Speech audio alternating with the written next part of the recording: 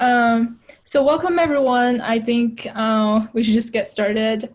And so welcome. Thank you for joining us for the amazing panels today. We have two panels for this block. So I'll be your host for this block party in the conference room 1.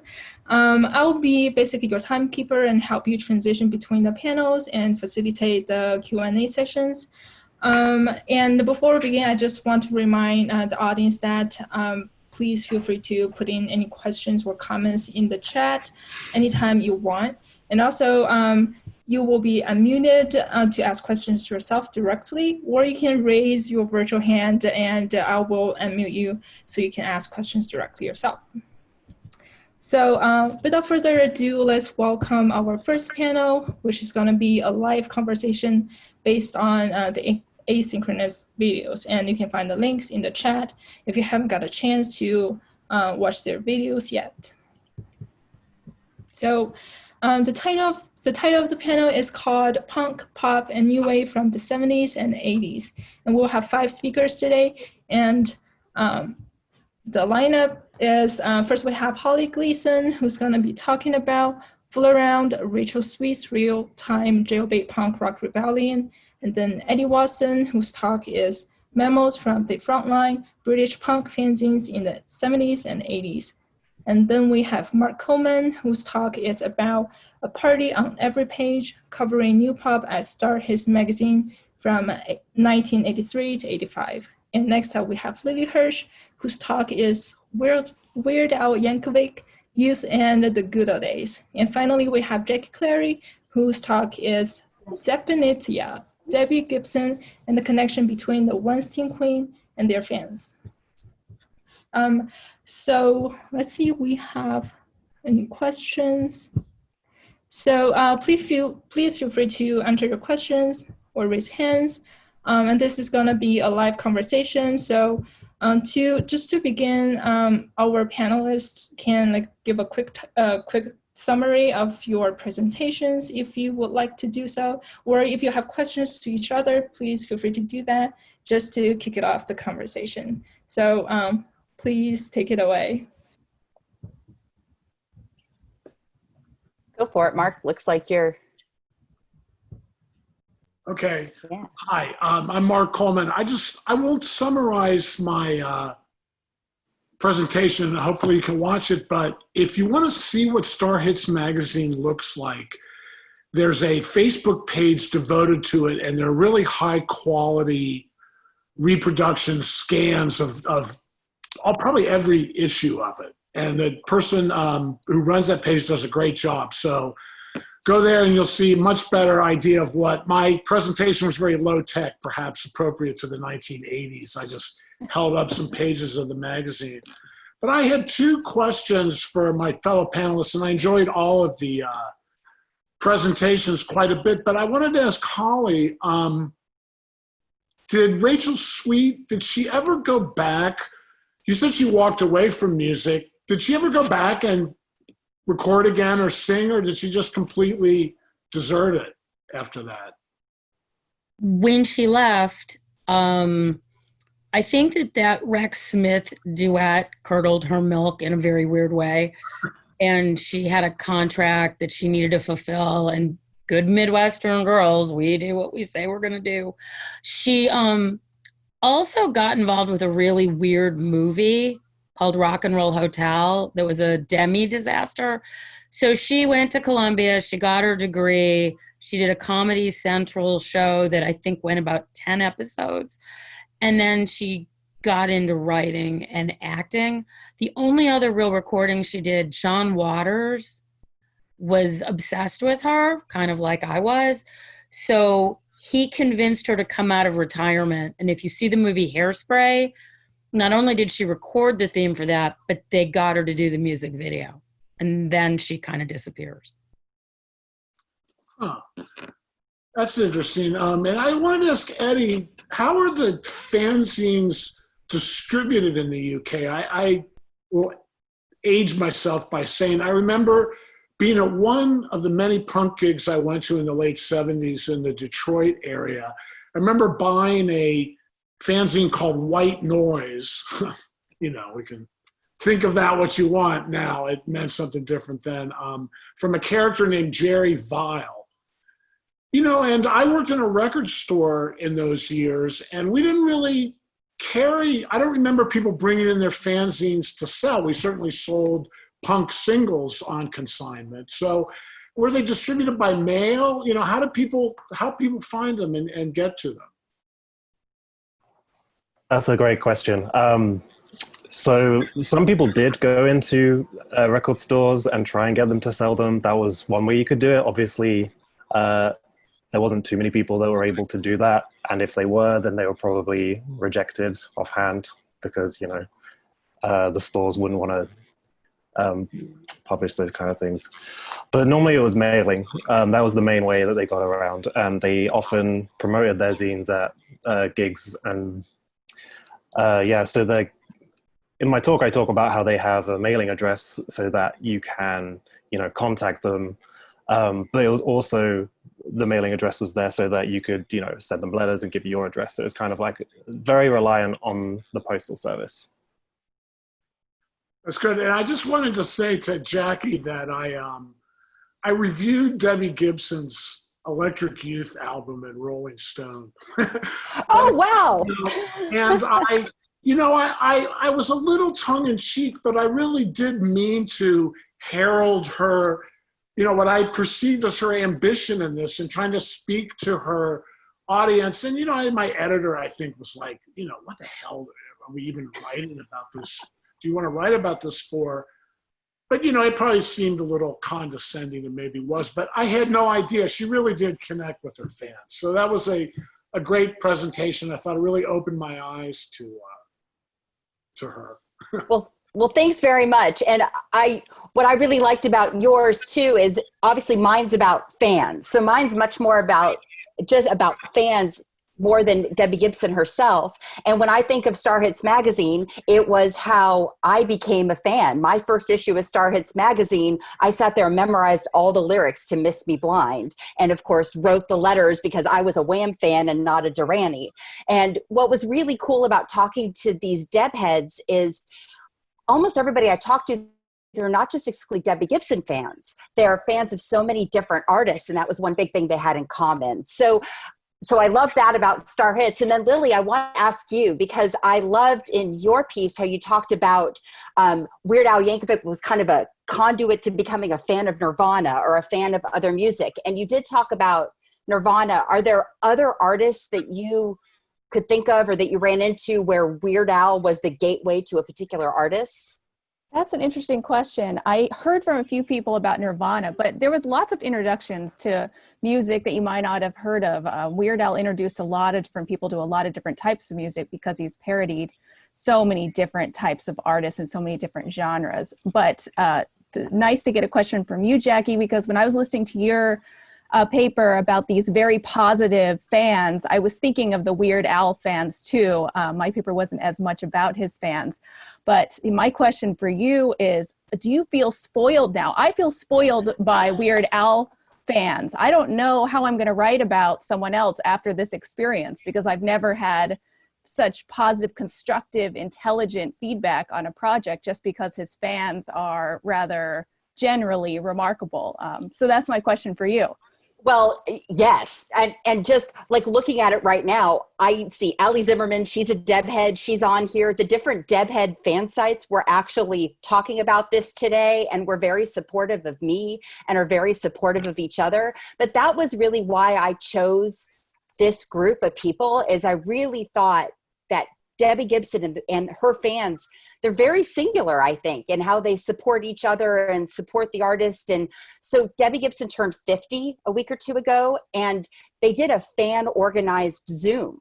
And to watch the symbiosis too of between fan and artist and is super cool. So I love fans. I think we all started as fans, and and whatever we went on to do in our lives and our careers in music, we're all fans. So yes, I think I'm totally spoiled, but I'm so glad to hear that the Weird Al fans are super positive too, because I also like super positive people.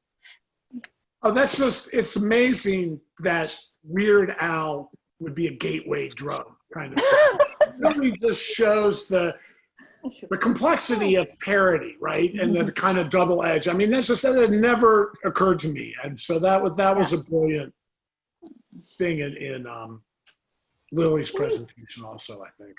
Yeah, parody definitely is dismissed, and Weird Al and funny music, all of this is something sidelined. And for me, coming out of academia and classical music, I never thought I would even be in this area, but it's an area that's been neglected, and parody does so much at once. It's so rich. And with this topic of youth, the way Weird Al can layer all of these different identities and times in a single song, it's a lot of it has to do with parody and how exciting parody is.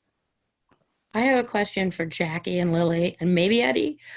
Do you find that passion of fans, people tend to talk it down like, oh, they were just fans.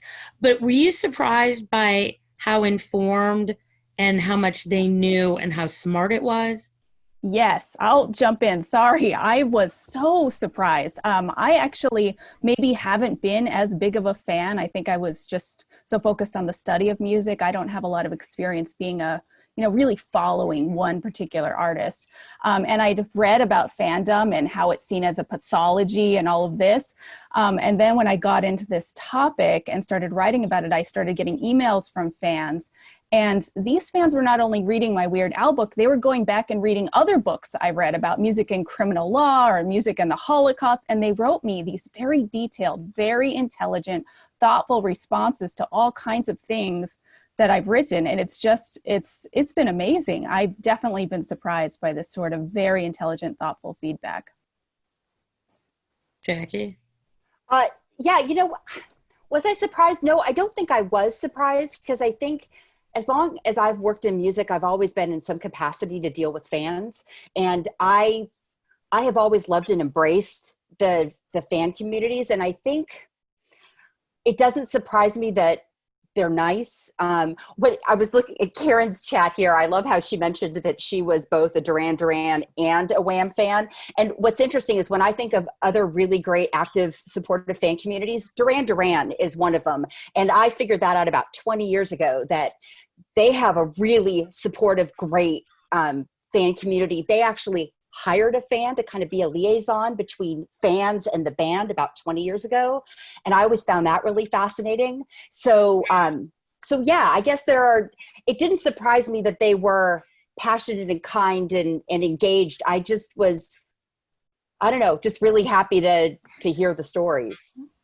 Well, I guess what surprised me in watching your presentations was how really smart it was, how much more, it's not just like, oh, scream, yay, Debbie Gibson, and the stuff that they gave you was so informed. And I wrote a lot about Debbie Gibson. I had just moved to LA. She paid my rent because I was a real music critic that would write about her.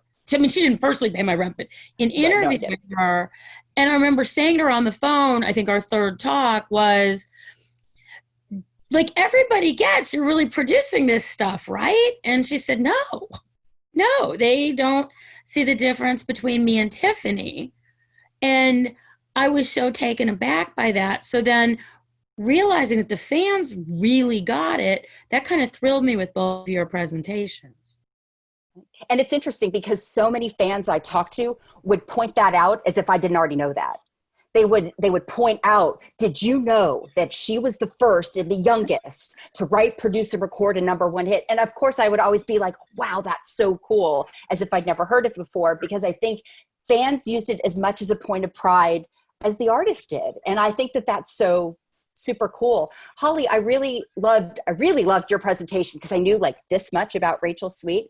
And I think what's interesting to me is you're talking about a female teenage artist at the end of the 70s, and I'm talking about a female teenage artist at the end of the 80s, and talking about how she was marketed with the I Fooled Around with Rachel Sweet, and it made me think, here's Debbie Gibson's first album, there's a teddy bear on the cover, and just the difference in the marketing and the audience factor. Do you think if Rachel Sweet was at a different time, she would have been marketed differently or had a different fan base?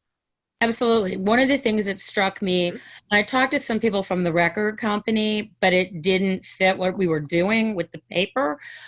she was marketed almost exclusively to men. I don't know that she knew it, but in talking to her about, well, who were you playing to and what showed up and was it creepy?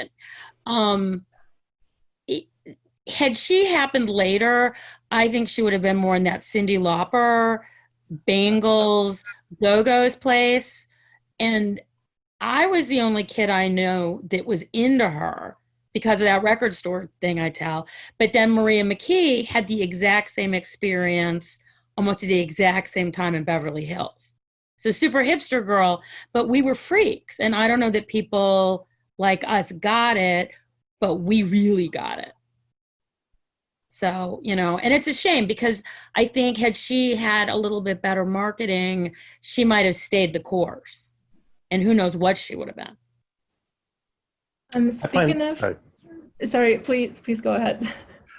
Sorry, I was just going to say, it's really interesting to see that this type of fandom overlaps so much because my topic is very different in that it's not overwhelmingly positive outlook. You know, a lot of pugs are coming from a place of pessimism, but this is still something that gives them joy.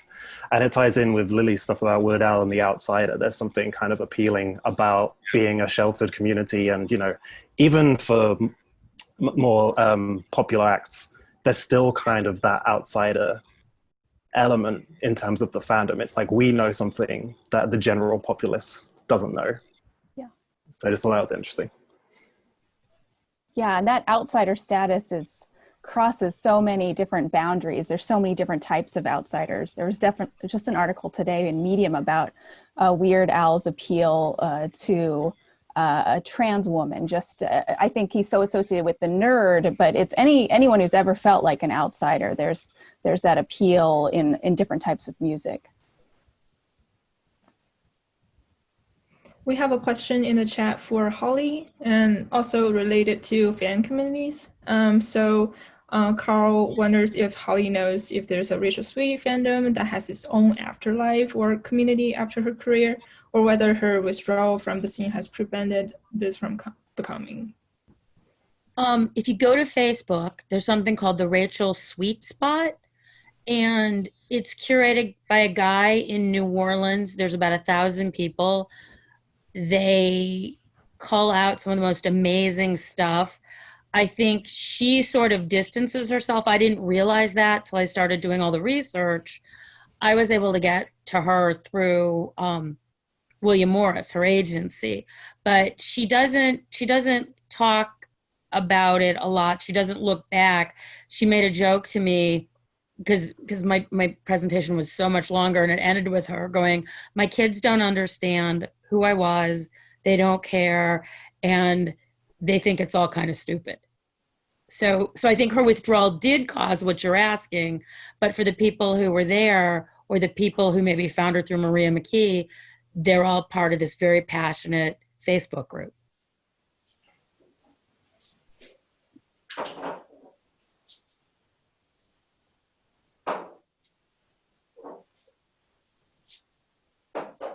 Holly, did she write the song "Who Does Lisa Like"? No. What happened, which is also kind of fascinating, Lime Sternberg had gone to a bougie boarding school and had been banging around Europe. And I don't know if he ran out of money, his parents like yanked the chain, but he had to come home. And so he was part of that sort of floating alternative scene around Kent State, which was the Numbers Band, Tin Huey, Devo, Rocket from the Tombs, Per Ubu. And he started just writing weird songs. And when it seemed like Stiff liked her on the Akron compilation, she did 2 songs, I think called Tourist Boys, and a country sort of song called Truck Stop Queen. He wrote a song that was basically about being a kid going to Firestone High School. So it feels like she wrote it, and she sings it like she wrote it. But that was written by a kid from Akron who was about 10 years older. I mean, because I always liked that song, but I can, listen to your presentation, I felt like, you know what, that song really sounds like a guy trying to write from a teenage girl's perspective, you know, which is okay, but there's maybe an ironic distance to it, or something. Although as a teenage kid living 30 miles north, I mean, I remember running to school going, "Oh my God, listen to this! Like this is it. This is us." That's the ultimate proof, right? Right. It worked. I was 20 years old when it came out and working in a record store, and people really loved it, but it was older, college age, and maybe like a lot of guys. Like, that's just so fascinating what we talked about before, because I wrote that down to bring up that, you know, if she had come a few years later, it would have been in the Cyndi Lauper, Madonna, Go-Go, Bangles bag, as you say, you know, so. But then she did, you know, on the next record, she did write Tonight Ricky, which is basically about having your boyfriend come over and losing your virginity. So she grew into it. Well, it's probably better for her that she resisted the lure of doing like a oldies tour, VH1 primed music or something. Yeah, one of the things that she said that I thought was interesting, she knew always that too many of those oldie songs were going to put her right back in dinner theater, because she'd been doing that with Bill Cosby. She'd been doing that with Mickey Rooney. So she knew that was going to be a bad ending. Well, it was a little more organic than when Debbie Gibson was on Broadway. Yeah, you know, the interesting thing is that she had actually auditioned for Eponine in Les Mis before Out of the Blue was released and hit. And her original dream had been Broadway. And so kind of the pop record and then the Broadway career through the 90s, it's so interesting looking at how that's often the trajectory of American Idol. So to see how that trajectory kind of is what sustains. It's interesting looking at all of our artists or even the artists that were big in star hits and the prolonged chart, you know, and what defines a career, what defines a successful career. Is it chart hits, and do you have to stay on the charts? And I often find this arguing with colleagues and other fans all the time. You don't have to keep cranking out #1 singles to be successful. There are so many different definitions of success. And I think Debbie Gibson proved that pretty early on, with the arc of her career. And I think of, you know, I just was watching the Duran Duran documentary on Showtime and talking about Duran Duran's, you know, arc too. And they came back to the charts, but you can be successful and not be all the way up there and have 8,000 screaming girls, but it helps. I think that new pop era was a bubble in the sense of paying attention to a teenage audience in the music business. And it got back kind of reintegrated for a while into the bigger rock and roll picture. I always felt like Bon Jovi kind of stepped into Duran Duran's shoes in 85 or 86. And, you know, they had fluffy hair and videos, but it was just the old Meatloaf rock and roll kind of. But then interestingly, in the late 90s with the boy bands and Britney, and beginning with the Spice Girls, music was marketed to a younger audience that hadn't been there before. It was pre-teen. And I noticed this, you know, my son was born in 1996. So when I started watching Nickelodeon with him, like in the late 90s and the 2000s, you know, you could see that I saw not just the young music like that, but like there'd be commercials for Smash Mouth's new album. You know, music was all of a sudden marketed to kids, you know, under 10 years old.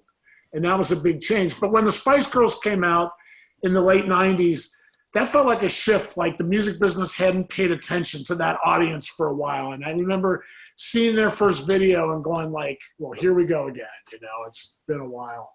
Now, I'd love for somebody to correct me or do a future presentation on that. Maybe I missed out on something in the interim. But, well, I think it's interesting. If you go with Rachel Sweet in the late 70s and Debbie Gibson in the late 80s, you got Britney Spears in the late 90s. I mean, there's the continuum there. Certainly.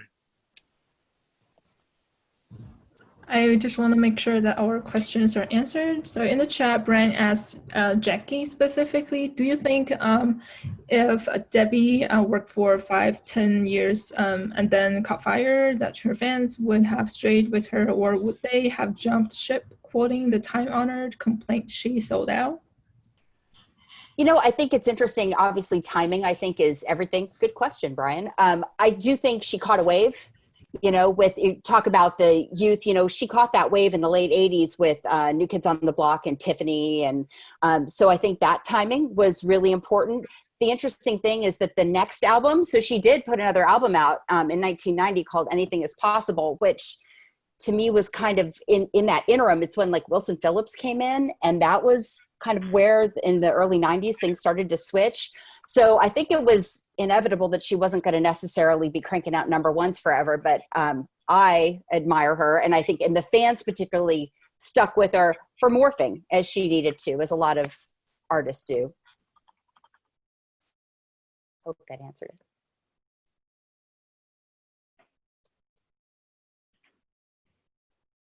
Ooh, I see a shout out to Sassy in the comments. That's pretty cool. I like that.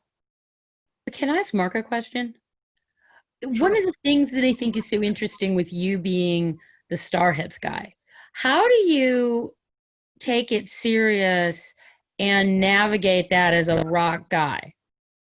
Because I always thought of you as that. I met you at Rolling Stone. Well, I was writing about like underground rock for the Village Voice before that. And then New York Rocker came after Star Hits, and I was the token straight white man. You know, I was the only rock guy at Star Hits. Everybody else on the staff was a woman or a gay man, and you know, so I was really the odd man out. I mean, I genuinely really liked the music, you know, and you know, that kind of put me at odds with the rock critic community or whatever. You know, it's interesting how that's kind of evolved, you know, the whole idea of, this is a whole other conversation, the so-called poptimism. I mean, people were just very contemptuous of pop music at that time. So-called serious rock critics just weren't interested. So, you know, I kind of lost some of my cred, so to speak, doing that. But it, you know, it opened my ears to a lot of different things. So, Thank you so much for the conversations. I just want to keep the conversations going by moving on to our next panel. I see a question. Maybe I see there's more questions.